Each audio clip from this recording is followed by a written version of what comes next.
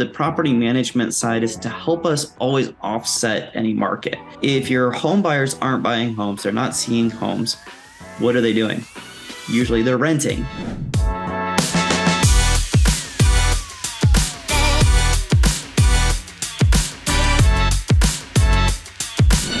Welcome back to the show. I am Remington Ramsey, and today my two guests who are wearing bright orange jackets are the founders and creators of Showami, which is sweeping the nation, Matthew and Joshua Kuchar. Welcome to the show, guys.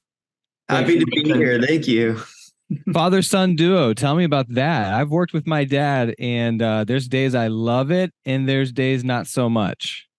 I'll let Josh go first on that. No, it's been really great. It's very different. I mean, for years, I was doing consulting for Showami before I went full time, which is kind of nice. So it was an easy transition into the role. Additionally, he told me forever, I'm not going to hire you. I'm not going to hire you. I'm not going to hire you. And then he's like, okay, I'm going to give you an offer you can't refuse. Very different mentality out of nowhere, because he tried to find somebody to replace me. Totally understand it. Didn't work out. So here we are, father-son duo. Well, I love the branding. If you're watching this, you can see, but if you're not, the bright orange jackets really play. I want to start at the very beginning, Matthew, with your story about how this whole thing started. Obviously, we have similar stories in that there was a problem that needed to be fixed, and yours came very naturally. Share us the story of how this whole thing went down. Yeah, sure. So I was a busy agent in Denver, Colorado, doing 60, 70 deals a year just by myself and an admin. And basically, I took a day off, went skiing with my friend, got up to the slopes, was right about to get on the lift, and I get a call from a past client who's like, dude, this property just came up. It's on the street we want, in the neighborhood we want. We got to go see it now. And I'm like, I am up on the slopes, literally have my boots on. I'm ready to go. And so I'm like, hey, let me see. I was in a KW office at the time. And I'm like, let me find somebody in my office who could just go open the door, get you in. I can write the contract, once I get off the slopes. So basically then they're like totally cool. I've been working with them for years. So I just did what anyone else would do. I started calling agents, texting agents in my office, like, hey, can you help me? Can you help me? Can you help me? About 45 minutes later, this agent, Laura, was like, yeah, I could probably do it. And what made it worse, it's like Friday at 5:00, like in downtown Denver. Nobody wants to do that. Traffic is horrible. But she agreed. And then we had that awkward conversation, like, hey, am I paying you? Are we sharing this client? I'm like, no, like, I've been working with these people for years. I sold them their last house. They just need to get into the home. So we ended up agreeing on like $100. And she went and showed the home. I wrote the contract later that night, got them in under contract. And I was having a beer with a friend later, and I'm like, man, that was way more difficult than it should have been, and it would have been better if there had been somebody downtown who was 5 minutes away that could have gone and opened the door. And then that's when we kind of on that napkin in a bar went like, let's draw Uber for realtors. And, here we are 8 years later, over 120,000 agents and several 100,000 showings. So, yep. Well, it's cool. I'm very intrigued by the beginning stages, because when you sit down on the napkin and create the business plan, you also have to, over the course of the next couple of weeks, talk about and ponder the disruptors or ponder the threats, right? And it's like if you look at Uber, like Uber got shut down at certain airports, right? So then they had to pivot. Because you mentioned, being the Uber of real estate. So what are some of those potential threats that you fought early on that maybe you don't face anymore? What year are you in now, or how far so we started, that idea came out about in 2015, and we launched in 2016. So we were able to hire developers. I bootstrapped it all cash. I didn't go get VC or anything like that. So Yeah. But yeah, Were so you worried that anything could potentially change in real estate to where like I don't even know what it'd be, but like you have to think through those things, right? Like maybe they say you have to be a licensed agent in that brokerage to have someone go into that for security purposes or anything like that. What did you talk through? Yeah. So again, at that point, I was just focused on Colorado, right? Mm-hmm. And we didn't have any restrictions that said you had to be from a particular agency. And then there was also just the way that business was already being done, right? And as an agent wanting to take care of my client and knowing I just needed somebody to open the door. That's it. They're not trying to sell the house. They're not trying to give an opinion of price, condition, location. I just needed a door open. That happens all the time amongst brokers and agents from multiple different agencies constantly. Even in the states where it's like, hey, you can't do that. It has to, because not everybody belongs to a KW or an EXP where they've got, hundreds of agents to choose from. There's a lot of mom and pops that, it's a couple and they're a brokerage and they go on vacation. They're going to get help. They're gonna meet their clients' needs, whether the state says, "Hey, we're gonna bless that and it's all awesome," or not. So anyway, yeah, I didn't even really consider that at that point because in Colorado, it wasn't an issue from a legislative standpoint. Sure. Josh, in the pre-show, we talked about your involvement in working with certain realtors of a certain caliber, either luxury realtors or, anyone like that. Who's attracted to this type of transaction on both sides?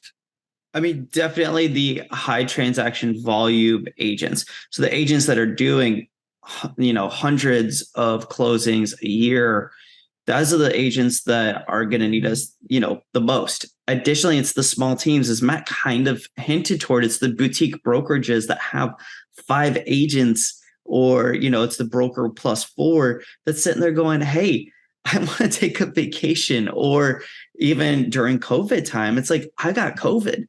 What do you do for 2 weeks? Your business can't be on hold for 2 weeks. You got to get help somehow. So we're finding that the use cases really are smaller teams that do high volumes of transactions, and all these people that kind of get all these leads and just need the extra help at the end of the day, but they don't want to sit down and be responsible for adding another person on their team, which we totally get, because then you're responsible for their salary, giving them just enough business. And we all know that real estate is cyclical. There's different cycles that go on. So there's no way that you can always predict that this is going to go up. I think one of my fears, and I'm not an agent, so maybe this is not the same fears that the agents would have, but like I've, just thinking through the mentality of maybe some of the more scarcity mindset out there. If I'm unable to show the home and I use Showami and I get another agent, there would be 2 fears in the back of my mind. One, that they would misrepresent me by being unprofessional or just not good. Or 2, the worst case scenario is they try to steal that client, right?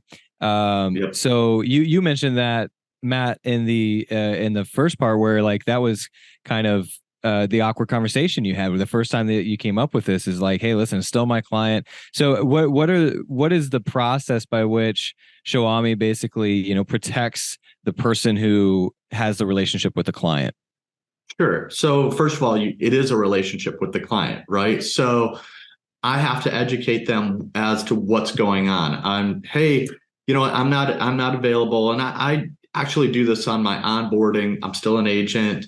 I still use Showami. I still show homes for Showami every once in a while. I want to, I got to experience what everybody else is going through.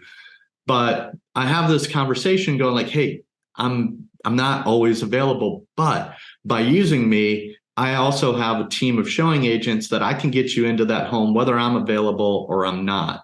And these agents are just there to open the door. I'm the one you're going to ask all the questions to. I'm going to, hey, if this is the right one, I'll try to find a way to jump out there and go see the home, the minute my event or something is over. But I have this conversation, I have a relationship with my buyer to where even if somebody was like, hey, I'm going to, here's my card, which is against everything that is in our terms of use, and we'll go over the terms of use next, that the client is loyal to me, right? We have this relationship. They're going to tell me like, this guy gave me the card, then we're going to take him off the platform. But our terms of use basically states you're not supposed to solicit, you're not supposed to give it advice, you're nothing that even alludes to representation or agency. You're just there to open a door.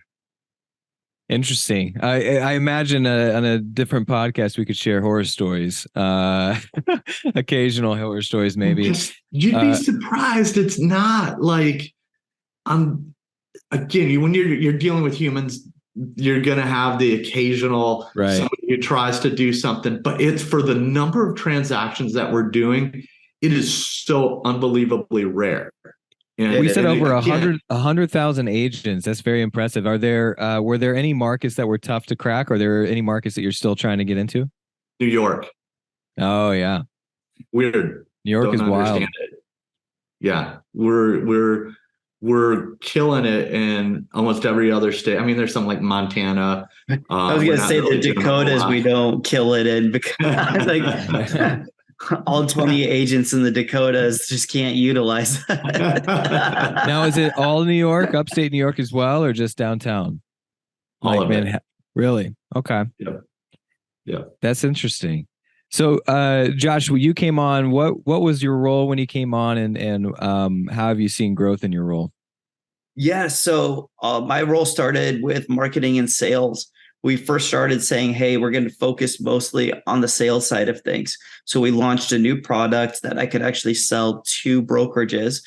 And then we've kind of taken a step back and said, okay, there's actually more use in me stepping into more of a marketing role and growing our SEO presence, our social media presence, our video presence, these sort of things. Because when we went down to the individual brokerage level, well, now you've only got that small market that you're really trying to capture.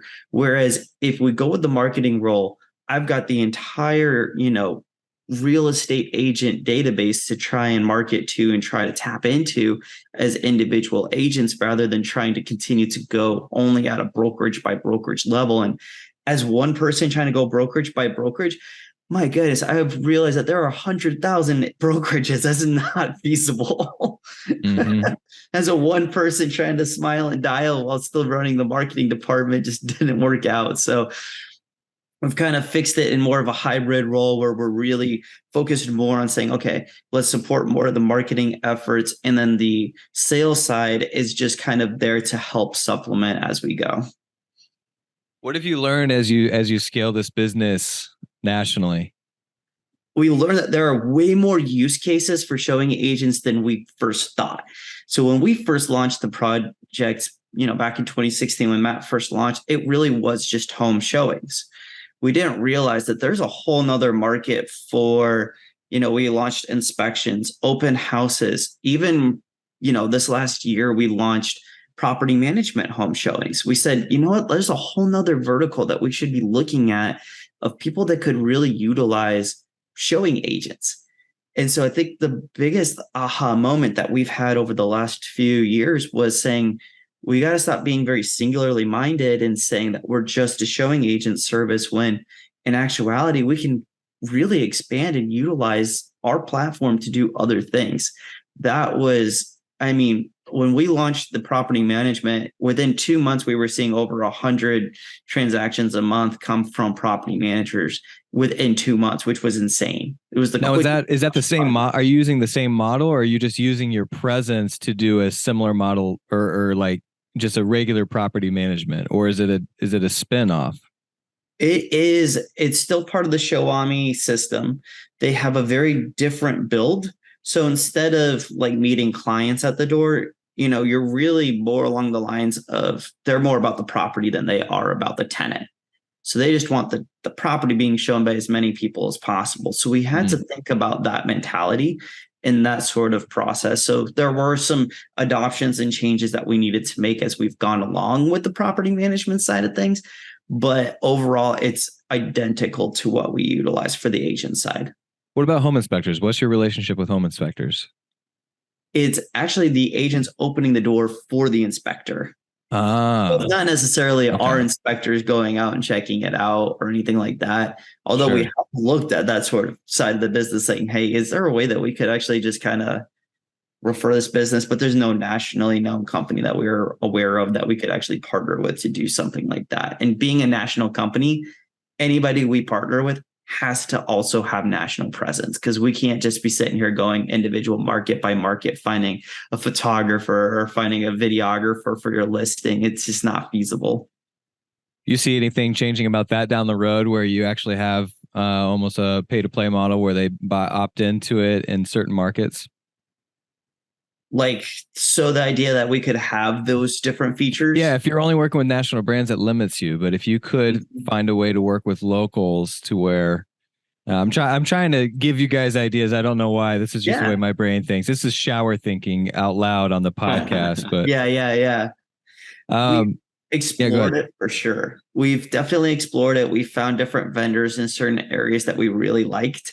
But again, it's the back end build of the website would then have to display based off of location. And so again, the complexity starts to sink in. And, if one agent's a multi-state agent, a good example is we've got agents that are licensed in 12 states. Yeah. It's crazy. That's wild. I've never heard that many. I don't know if he ended up getting his 16 this year. He's supposed to get 4 more this year. But he is in 12 different states. So is that a single agent? Like, I do know that there's certain brokerages or teams that will team up with other teams or have presence in other big cities, or is this a single guy who just wants to be licensed in all these states? There's a single guy who is licensed in all of these states. That's ambitious. I like it. He's got a whole system. He utilizes us for so many showings, as you can imagine.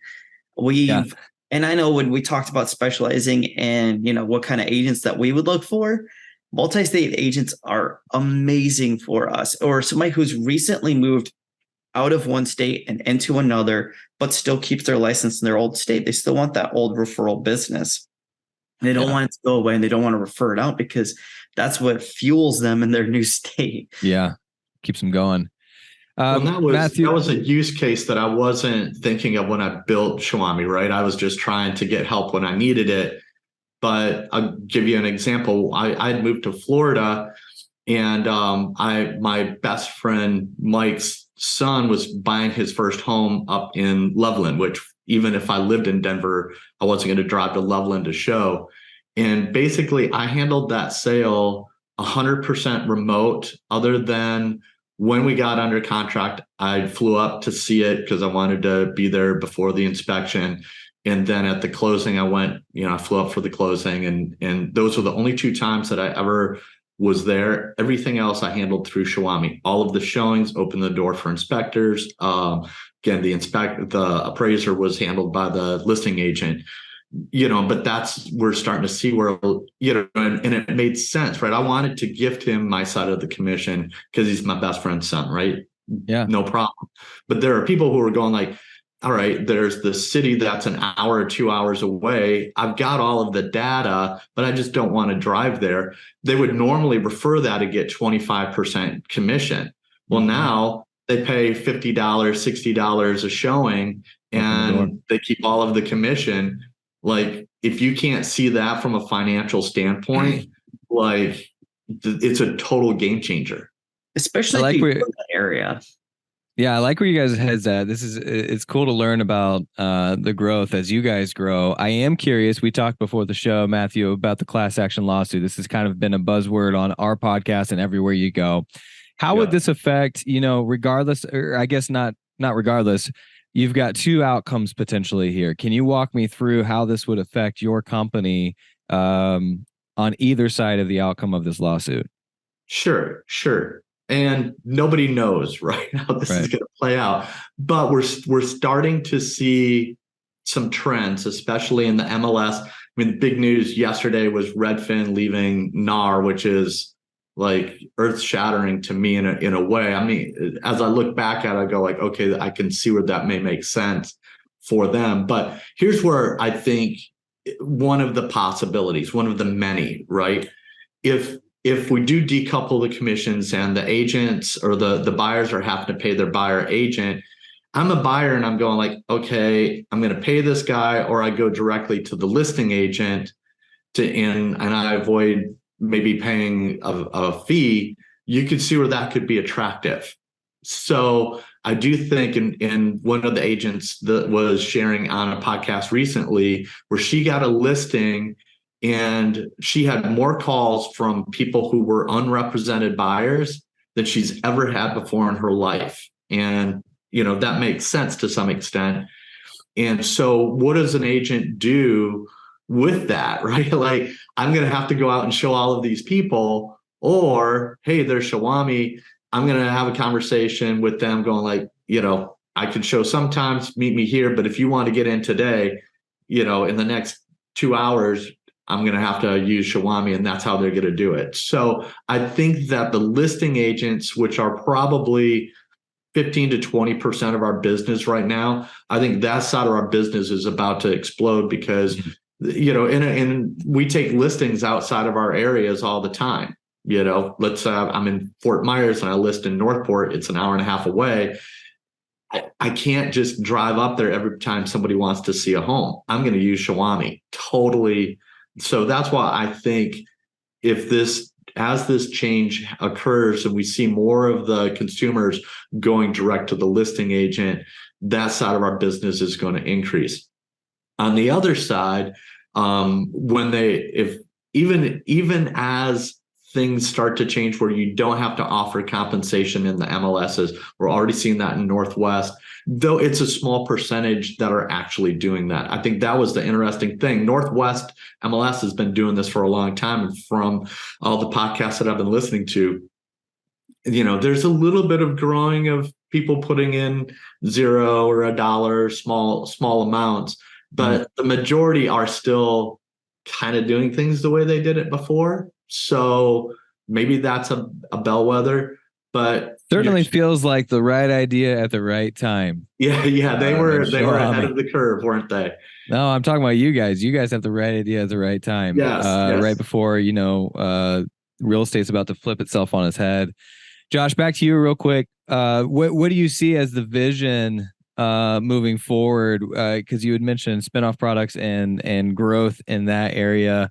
That's what I feel like is kind of the next step. If you look at real estate brokerages, what I find fascinating is a lot of them are starting to own their own title companies, their own mortgage companies. I asked a pretty successful mortgage broker, owner of a brokerage here in Indiana, why she desired to own a mortgage company, and she said at this juncture you have to be profitable as a brokerage.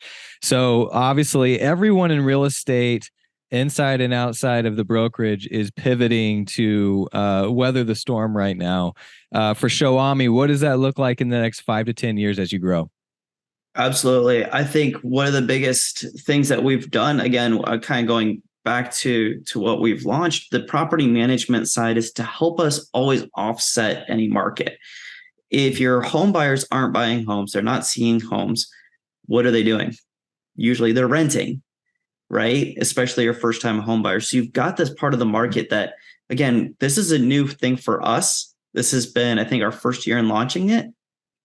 So we know that there's a lot of potential for that whole side of things. We also have been kind of going back to what Matt had said about, with all the class action lawsuits, we're also seeing that more potentially some discount brokerages on the buyer's agent side of things are going to start developing. Well, part of that is that we launched a project and a product that's kind of starting to take more interest in that the clients are paying for showings.